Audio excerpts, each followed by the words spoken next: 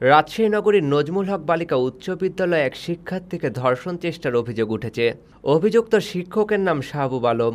এই শিক্ষকের বিরুদ্ধে শিক্ষার্থীরা ক্লাস ও পরীক্ষা বন্ধ করে আন্দোলন করছেন। একই সাথে অভিযুক্ত শিক্ষককে নিয়ন্ত্রণ ও শিক্ষার্থীদের নিরাপত্তা নিশ্চিত করতে না পারায় প্রধান শিক্ষকের বিরুদ্ধে অভিযোগ অভিভাবকদের। মঙ্গলবার সকাল 10:30টায় অভিভাবকরা শিক্ষার্থীদের আন্দোলনের সাথে একাত্মতা ঘোষণা করে প্রধান শিক্ষক আবুল কালাম আজাদেরও পদত্যাগ দাবি করে স্কুল প্রাঙ্গণে বিক্ষোভ করেন। এ সময় শিক্ষার্থীরা অভিযোগ করে বলেন, সহকারী শিক্ষক শাহবুব আলম সুযোগ পেলেই শিক্ষার্থীদের গায়ে হাত দেন। স্যার কি করছে, সিঁড়ি তোড়ে তারপরে বিভিন্ন প্রাইভেট পার্টসে টাচ করেছে। এগুলো কোন টিচারের কাজ বলেন? বাচ্চা ভয় প্রথমে হয়তো বলতে পারে না, বাচ্চা পরে বাচ্চা ওখান থেকে নেমে কান্নাকাটি করে সামনে একটা গার্জেনকে মুখ চেপে ধরেছিল, জড়াই ধরে কান্নাকাটি করে। সর্বশেষ 2 সেপ্টেম্বর স্কুল ছুটির পর এক চতুর্থ শ্রেণীর ছাত্রীকে তিনি একা পেয়ে তার মুখ চেপে ধরেন। ভয়ে ওই ছাত্রী এখন স্কুলে আসছে না। অভিভাবকরা অভিযোগ করেছেন, শিক্ষক শাহবুব আলম বিভিন্ন অজুহাতে ছাত্রীদের সঙ্গে এমন আচরণ করেছেন। তারা দাবি করেছেন দ্রুত শিক্ষকের বিরুদ্ধে ব্যবস্থা নেওয়া হোক।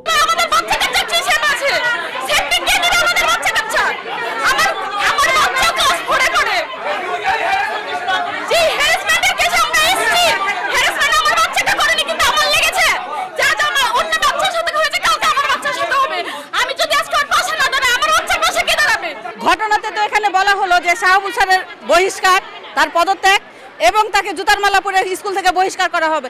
সেটা এখনই হোক, এই মুহূর্তে হোক, ওই টিচারকে এখনই হাজির করানো হোক। এখন আমরা এটাই চাইছি। সে এখানে কি হেড স্যার একদিনও দেখেনি যে আমার টিচারটা স্বাভাবিক কি অস্বাভাবিক? উনি সময় তো চাওয়ার কথা না। আজকে হ্যাঁ, আমরা আজকেই চাই স্যারের জুতার মালা দিয়ে স্যারকে বহিষ্কার করা।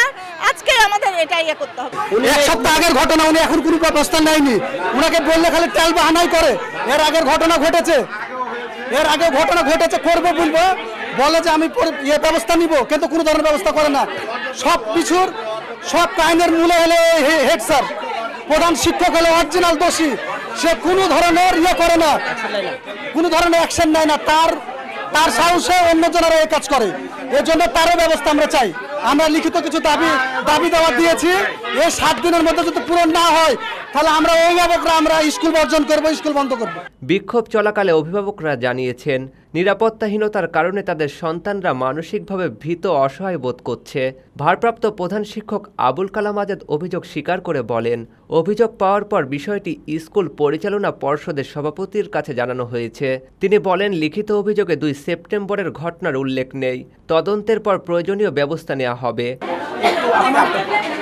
আগে আমাকে কোনো অভিযোগ দেয়নি। শাহবুব সম্পর্কে আমাকে মৌখিকভাবে অভিযোগ করেছে। তখন আমি তাকে ডেকেছি, আমি ক্লাসেও গেছি, ছাত্রীর সঙ্গেও কথা বলেছি। ছাত্রী সেটা ছিল না। তারপরে আমি তাকে ডেকে আমার শিক্ষকের সামনে বলেছি, তোমার যেগুলো কার্যক্রম শিক্ষক সুলভ আচরণ হতে হবে, এগুলো যদি করো তাহলে তোমার বিরুদ্ধে আমরা ব্যবস্থা নিব। এবং স্কুলের যত রকমের ব্যবস্থা আছে সভাপতি মহোদয় জানায় তোমার বিরুদ্ধে আইনগত ব্যবস্থা নেব।